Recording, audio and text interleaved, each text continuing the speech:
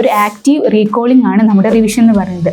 നമ്മൾ റിവിഷൻ എങ്ങനെ ചെയ്യണം, എന്ത് മെറ്റീരിയൽ യൂസ് ചെയ്യണം, എത്ര ടൈം കൊടുക്കണം, നമ്മൾ ഏത് മെറ്റീരിയലാണ് ഫോളോ ചെയ്യുക. നമ്മൾ ക്ലാസ്സുകൾ കേട്ട് ലൈവുകൾ കേട്ട് എഴുതി ഉണ്ടാക്കിയ നോട്ട് തന്നെയാണ് നമ്മൾ റിവിഷൻ മെറ്റീരിയൽ ആയിട്ട് യൂസ് ചെയ്യേണ്ടത്. ഇനി എങ്ങനെ നമ്മൾ റിവിഷൻ ചെയ്യും? റിവിഷൻ ചെയ്യുന്ന സമയത്ത് നമ്മൾ ഫസ്റ്റ് ഒരു ചാപ്റ്റർ എടുക്കുന്ന സമയത്ത് നമുക്കറിയാം, നമ്മൾ ചിന്തിക്കുമ്പം ഒന്നും അറിയില്ല, ഈ ചാപ്റ്ററിനെ കുറിച്ച് എനിക്കൊന്നും അറിയില്ല, മുന്നേ കുറേ എഫേർട്ട് ഇട്ടതാണ്, പക്ഷേ എനിക്കൊന്നും അറിയില്ല, ആ തോന്നൽ തന്നെയാണ് നമുക്ക് ഉണ്ടാവുക. പക്ഷേ നമ്മൾ അത് ക്രാക്ക് ചെയ്യണം. പക്ഷെ നമ്മൾ ചാപ്റ്റർ എടുത്ത് വെക്കും, എന്നിട്ട് നമ്മൾ ഫസ്റ്റ് അതിനെക്കുറിച്ച് ഒന്ന് ചിന്തിക്കും, എന്തൊക്കെയാണ് ചാപ്റ്റേഴ്സിൻ്റെ അകത്തുള്ളതെന്ന് ചിന്തിക്കും.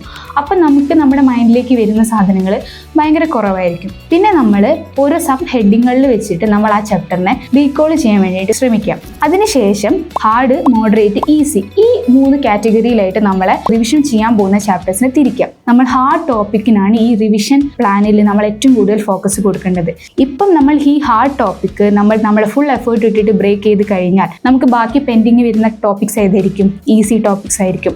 ഇനി എനിക്ക് കുറച്ച് ഈസി ടോപ്പിക്സ് കൂടെ മാത്രമേ കവർ ചെയ്യാനുള്ളൂ. സോ അങ്ങനെ ഒരു കോൺഫിഡൻസ് ബിൽഡ് ചെയ്യേണ്ട ഒരു സമയമാണ് നമ്മുടെ ഈ റിവിഷൻ ടൈം. സോ ഒരു പ്രോപ്പർ റിവിഷൻ പ്ലാൻ തന്നെയാണ് നമ്മുടെ നീറ്റിൻ്റെ റാങ്ക് തീരുമാനിക്കുന്ന ഒരു പ്രധാന ഫാക്ടർ. സോ എല്ലാവരും അടിപൊളിയായിട്ട് റിവൈസ് ചെയ്യുക, എല്ലാവരും അടിപൊളിയായിട്ട് പഠിക്കുക.